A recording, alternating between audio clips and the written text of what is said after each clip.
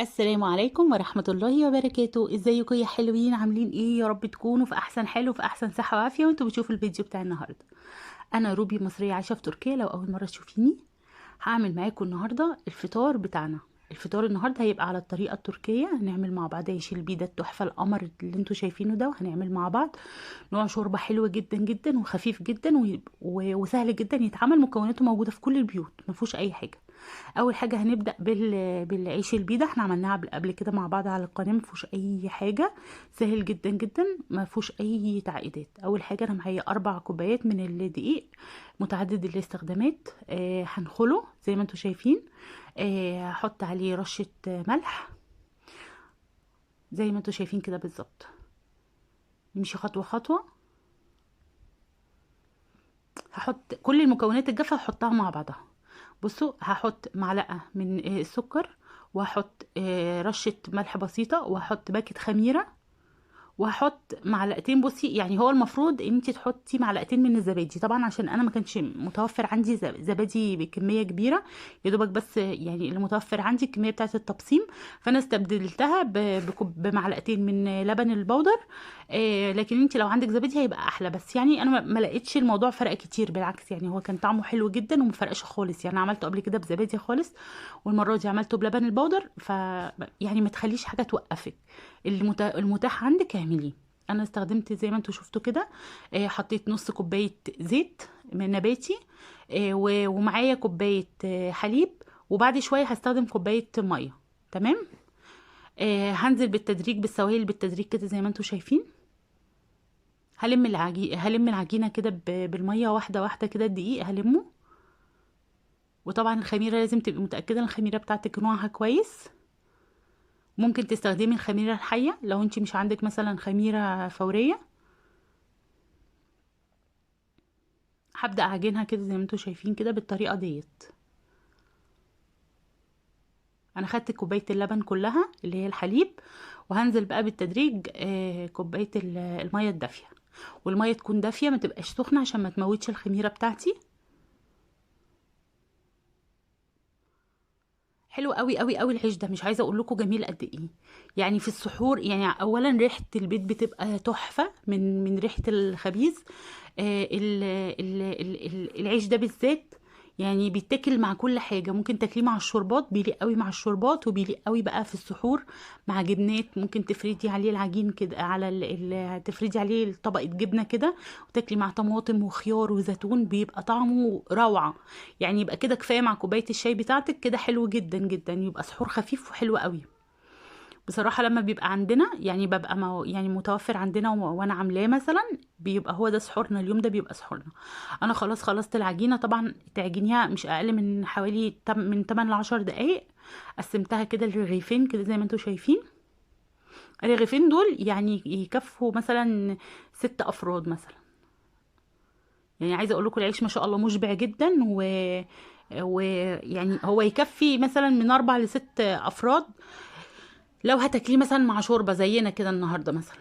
يعني مثلا النهارده الشوربه بقى دي عايزه اقول لكم رهيبه رهيبه، يعني جميله جدا. اسمها شوربه سجالين. هي شوربة تركية مشهورة جدا جدا. يعني مفيش كده يعني سفرة تركية بتخلو من الشوربة دي، خصوصا في رمضان. وسهلة جدا ومشبعة قوي قوي قوي، مش عايزة اقول لكم مشبعة قد ايه. انا اول حاجة معايا معلقة كبيرة من السمنة او اي مادة دهنية تفضليها. بنزل عليها بصلاية متوسطة مفرومة، مش مفرومة، متقطعة مربعات صغيرة خالص، يعني عشان يفضل ان الخضار كله يكون ظاهر في الشوربة دي.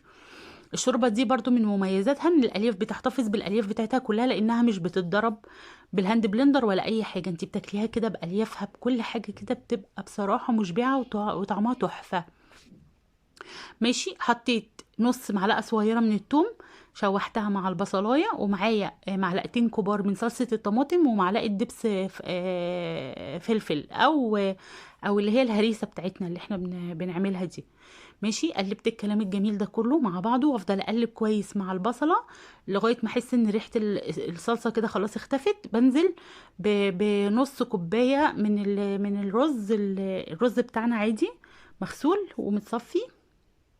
انزل بيه اشوحه، ومعايا نص كوبايه برضو من البرغل مغسول برضو ومتصفي. هقلب الكلام الجميل ده كله لغايه ما احس ان الرز والبرغل امتزجوا مع البصل والصلصه. ماشي. بعد ما خلصت الخطوه دي بقى، معايا ميه سخنه بنزل بيها. لسه هزود ميه تاني، يعني هتفضلي انت تزودي ميه لغايه ما تاخدي القوام اللي انت عايزاه. تمام تمام. تبداي بقى تحطي ايه التوابل بتاعتك. التوابل هي عباره عن انا استخدمت اللي هي الشطه اللي هي الخشنه المجروشه، وحطيت ملح وفلفل اسود وكمون، والبطل بتاع التوابل النهارده في الاكله ديت هو النعناع المجفف. اخدت معلقتين كبار كده وفركتهم كده بايدي جامد جامد جامد. وبعدين يعني خليتهم ايه، يعني مش بودر، هو خشن عن البودر شويه كده، وايه وحطيته مع المكونات. وكان عندي بهارات خضار، حطيت برضو معلقه صغيره من بهارات الخضار كده زي ما انتم شايفين. وخلاص على كده. انا هسيبها بقى لغايه ما الرز ينفش والبرغل يفتح كده شويه، ويبقى انا كده ايه، يبقى انا كده في التمام. اسيبها بقى، يعني هسيبها شويه كده تغلي لغايه ما الحاجات اللي قلت لكم عليها دي تحصل. يعني الرز يفتح كده واللي هو والبرغل. بعديهم هنزل بقى بالعدس، بس واحده واحده كده نمشي مع بعض. سبت بقى الشوربه مع نفسها على النار، وقلت بقى اشوف العيش بتاعي، لقيته اختمر. حطيته كده، يعني اخدت الوحدايه كده حطيتها في مكانها وبططتها كده تبطيتين، خلاص هي اتفرد معاكي زي ما انت شايفه كده. بسمك طبعا ايه، حوالي 1 سنتي او اقل، لان هو كده كده هيختمر تاني. سبته بقى 10 دقايق كده. على بال ما سبته كانت الشوربة بتاعتي خلاص بدأت تدخل في السوا. رحت نازلة بكوباية من العدس الأصفر مغسول برضو ومتصفي، ونزلت بيها كده زي ما انتوا شايفين. طبعا انا بحضر ميه سخنه تاني، لان انتوا عارفين الرز لما يبدا يستوي والبرغل لما يبدا يتشرب فبياخد كميه ميه زياده. فانا بكمل ايه عشان تبقى الشوربه كده معقوله. عايزه اقول لكم ريحه النعناع مع الصلصه مع الشوربه والله العظيم تحفه، وهم عايزه اقول لكم رهيبه. ماشي. سبتها بقى مع نفسها كده، هي هتستوي كده مع نفسها. وخلاص كده هتبقى الشوربه بتاعتنا جهزت. هبدا بقى ايه في تحضير العيش بقى بتاعي او خبز البيضه اللي احنا متفقين عليه ده. بصوا لما سبته 10 دقايق كمان اختمر زي ما انتم شايفين كده. جبت بقى معلقتين من الزبادي وحطيت ايدي فيهم كده، وبدات ابصم كده بالطريقه اللي انتوا شايفينها دي، الطريقه المتعارف عليها هنا في تركيا. بيبقى العيش متباع بالمنظر ده كده وبالشكل ده. ريحته مش عايزه اقولك رهيبه قد ايه. معرفش بقى، يعني ريحة الخبزة دي بالذات حلوة جدا. الزبادي بقى مع ريحة الفرن بتبقى بصراحة حاجة رهيبة قوي.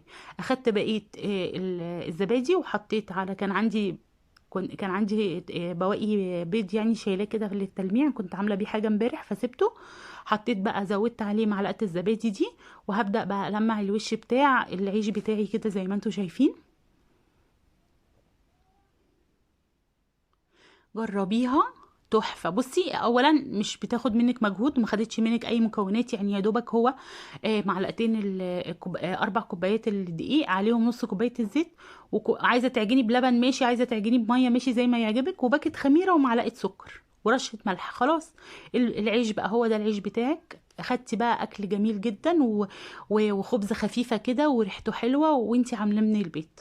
بعد ما لمعته حطيت بقى ايه، حطيت حبة البركة والسمسم كده على الأحرف وعلى المربعات اللي أنا عملتها. وهو ده العيش بتاعنا التحفة القمر ده. أنا عايزاكم يا جماعة تجربوه بالله عليكم، والله العظيم هيعجبكم جدا جدا جدا. جربوه كده وقولوا لي في الكومنتات عملتوا ايه. وعلى فكرة أي حد يعمله، يعني أي حد مش لازم يبقى بروفيشنال يعني في المعجنات.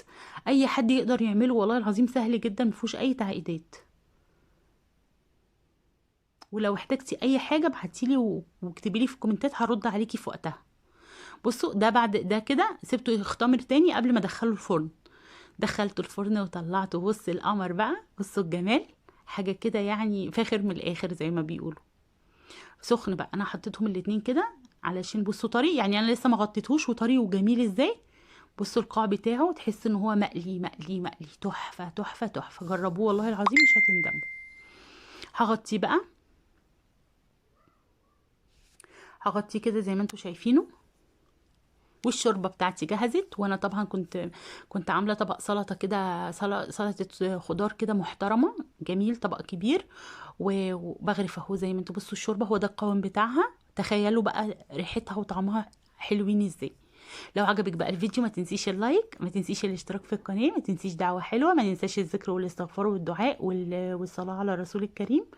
واشوفكم على خير. باي باي.